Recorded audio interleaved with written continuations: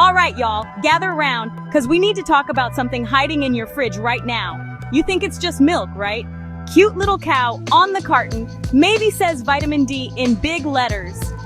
But nah, your milk might be juiced up on something called rBST. And before you ask, no, that is not the new street name for a rap group, and it's not the latest diet tea from Instagram. It's a man-made growth hormone they shoot into cows to make them crank out more milk. Now, some countries took one look at rBST and said, we don't play that. But here in the US, we pretty much said, it's fine, as long as it's cold and goes good with cookies. And that's where the problem starts. Okay, so here's the deal. Cows naturally make a hormone called BST. That's short for bovine somatotropin. It basically tells their body how much milk to make. That's nature. Then, in the late 80s, scientists got bored, or greedy, depending on how you look at it, and said, let's make a stronger version in a lab. Boom, rBST was born. The R stands for recombinant, which is just a fancy way of saying lab-made remix.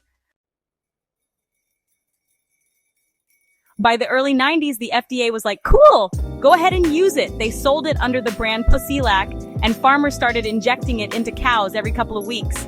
Imagine your boss telling you, we love your work, but we're gonna need you to pull double shifts forever. No vacations. That's what this is for cows. Money, it's always about money.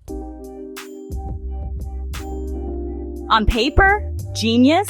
In real life, not so cute. Because just like people, when animals are pushed past their limit, something's gotta give. And that something is usually health.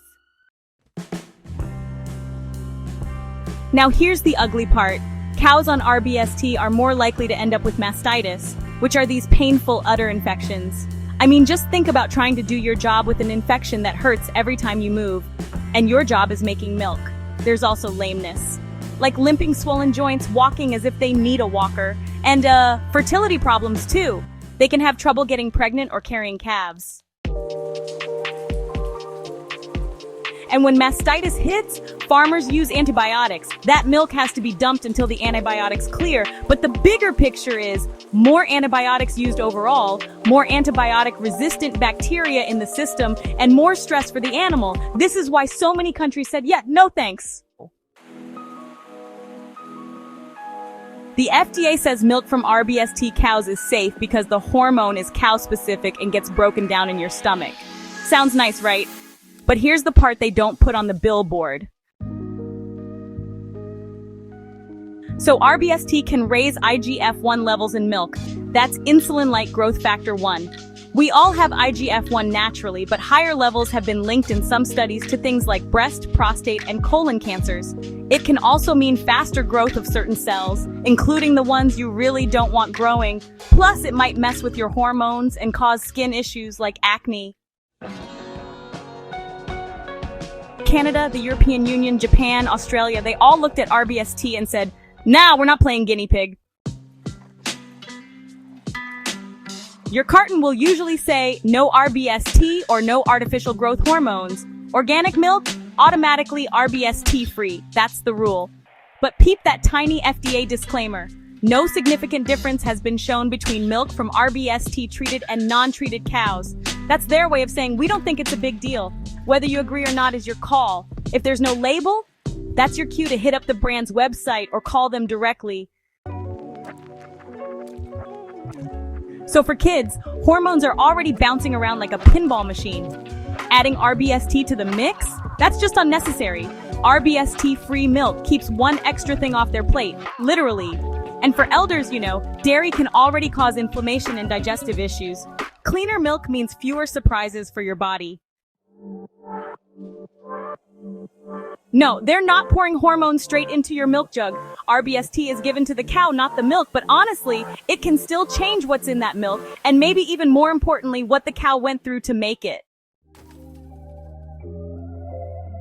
So, rBST-free and organic can definitely cost more, but honestly, store brands often have it for regular prices. Here's a quick tip. Buy half gallons to avoid waste. And if you don't drink much milk, you can totally use organic powdered milk for recipes. Fortified soy milk is actually the closest match to dairy for protein and calcium. Oat or almond milk, they're totally fine, as long as they're fortified and low in sugar. And coconut milk is good for cooking, but just know it's not as great for calcium unless it's fortified.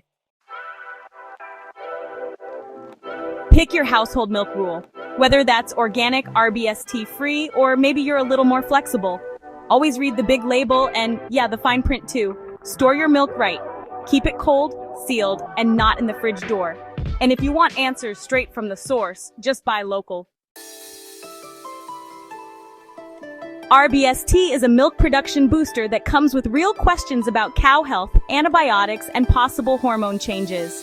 That's why so many families skip it. Shop smart, read your labels, and don't just grab whatever's cheapest because it's on sale. If you're gonna drink milk, make sure it's milk you actually want in your body. If this video helped, hit that like button, drop your favorite milk brand in the comments, and subscribe for more real talk about what's in your food.